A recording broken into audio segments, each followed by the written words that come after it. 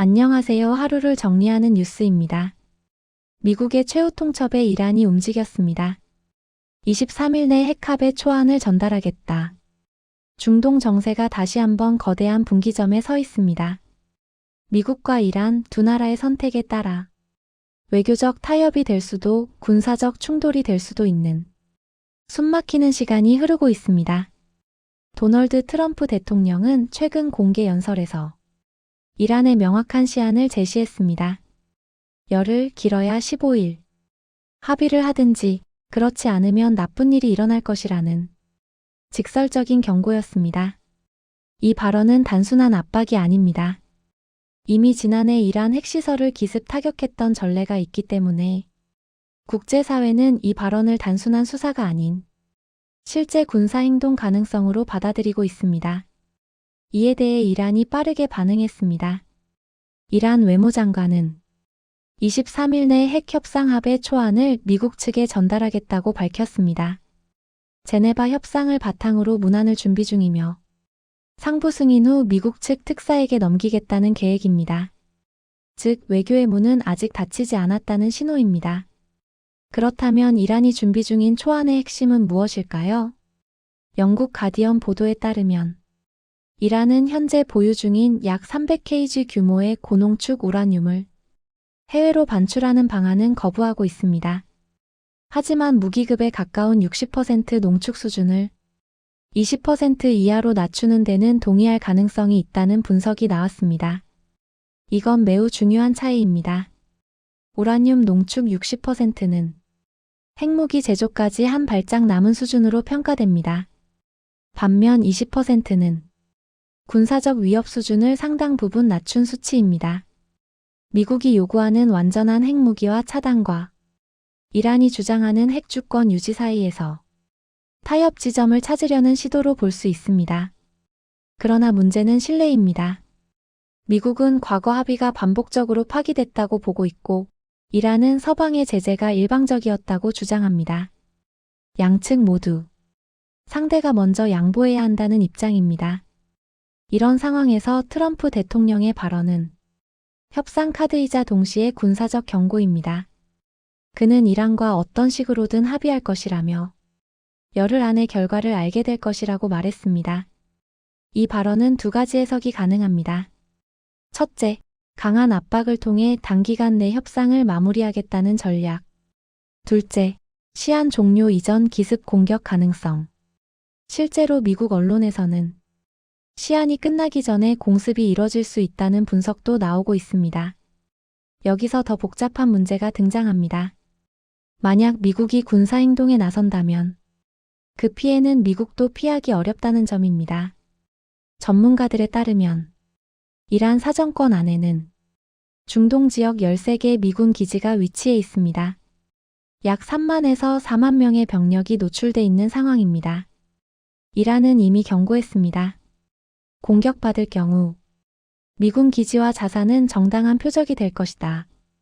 이는 단순한 외교적 수사가 아닙니다. 과거 카타르 기지를 기습 공격했던 사례처럼 사전 통보 없는 보복이 이뤄질 가능성도 배제할 수 없습니다. 만약 충돌이 현실화된다면 단기간 국지전이 아니라 광범위한 확전으로 이어질 가능성도 있습니다. 특히 이번에는 이란 내부 상황이 변수로 작용하고 있습니다.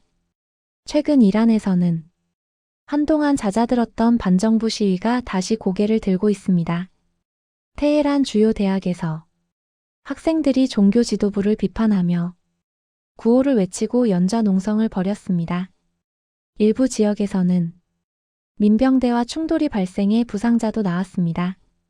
이란 정부는 과거 대규모 유혈 진압으로 시위를 강하게 억눌렀습니다. 수천 명이 사망하고 수만 명이 체포됐다는 추산도 나왔습니다. 그러나 불씨는 완전히 꺼지지 않았습니다. 지금 이란은 외부의 군사적 압박과 내부의 정치적 불안이라는 내후외환 상황에 놓여 있습니다. 이런 조건에서는 두 가지 가능성이 동시에 존재합니다. 첫째, 정권 안정을 위해 외교적 타협을 선택할 가능성. 둘째, 강경 대응을 통해 내부 결속을 시도할 가능성. 역사적으로 외부 위협은 내부 결속을 강화하는 효과가 있었습니다. 만약 미국이 공격에 나선다면 이란 지도부는 이를 체제 수호의 명분으로 활용할 수 있습니다. 반대로 합의가 성사된다면 제재 완화와 경제 안정이라는 현실적 이익을 얻을 수 있습니다. 그렇다면 미국의 계산은 무엇일까요? 트럼프 대통령은 강경한 외교 스타일로 유명합니다. 압박을 극대화한 뒤 상대의 양보를 이끌어내는 방식입니다. 하지만 이 전략은 상대가 물러설 때만 유효합니다. 이란이 끝까지 버틴다면 미국은 선택의 기로에 놓입니다. 말을 행동으로 옮길 것인가, 아니면 다시 협상 테이블로 돌아갈 것인가? 또 다른 변수는 국제사회 반응입니다. 유럽은 확전을 우려하고 있으며 중동 국가들 역시 긴장을 예의주시하고 있습니다. 유가, 금융시장, 안보 구도까지 모두 연쇄 반응을 일으킬 수 있기 때문입니다. 만약 전면전이 발생한다면 글로벌 경제에도 큰 충격이 예상됩니다. 반대로 극적인 합의가 이뤄진다면 중동 긴장은 일시적으로 완화될 수 있습니다. 지금은 시간과의 싸움입니다. 이란이 약속한 23일 내 초안 전달이 진정성 있는 타협안이 될지 아니면 시간을 벌기 위한 전략일지 곧 드러날 것입니다. 앞으로 열흘, 길어야 보름. 이 짧은 시간이 중동의 향방을 가를 수 있습니다. 외교냐, 군사행동이냐, 압박이 성공할 것인가, 반발을 부를 것인가. 지금 세계는 미국과 이란의 다음 수를 지켜보고 있습니다. 합의가 성사된다면 이번 위기는 강대국 간 힘겨루기 속에서도 외교가 작동했다는 사례로 기록될 것입니다.